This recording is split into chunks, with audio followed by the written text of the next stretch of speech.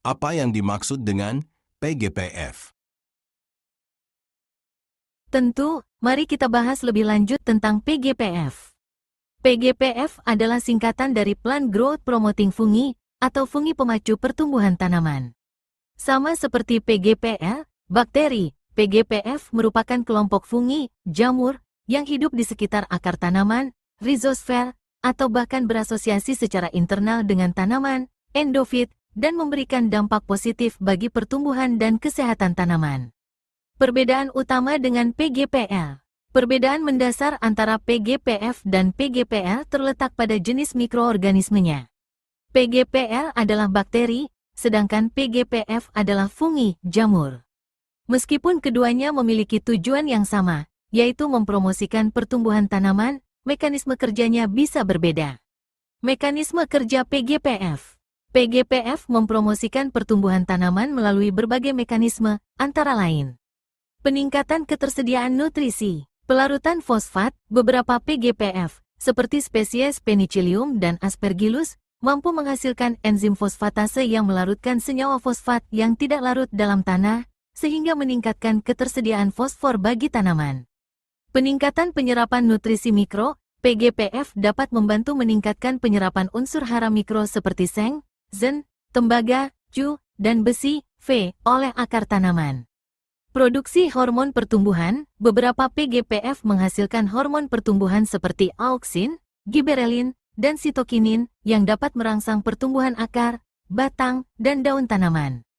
Peningkatan toleransi terhadap stres abiotik, beberapa PGPF dapat membantu tanaman menjadi lebih tahan terhadap kondisi lingkungan yang tidak menguntungkan, seperti kekeringan, salinitas, dan logam berat. Mekanismenya bisa melalui produksi senyawa tertentu atau perubahan fisiologis pada tanaman. Pengendalian hayati, biokontrol. Beberapa PGPF bersifat antagonistik terhadap patogen tanaman, fungi, bakteri, dan nematoda. Mereka dapat menghambat pertumbuhan patogen melalui kompetisi nutrisi dan ruang, produksi antibiotik, atau parasitisme langsung. Contoh PGPF yang berperan sebagai agen biokontrol adalah spesies Trichoderma.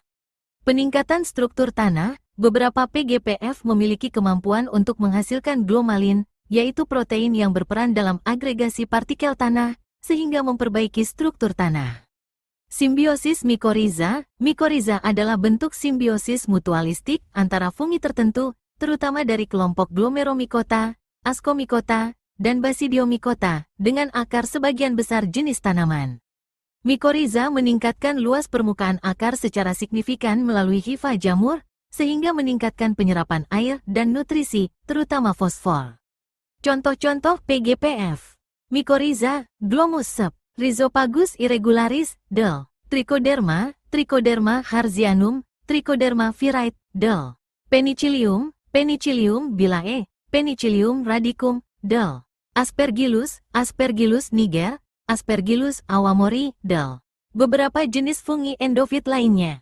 Peran PGPF dalam pertanian berkelanjutan. PGPF memiliki peran yang sangat penting dalam pertanian berkelanjutan karena kemampuannya untuk mengurangi ketergantungan pada pupuk kimia dengan meningkatkan ketersediaan nutrisi secara alami.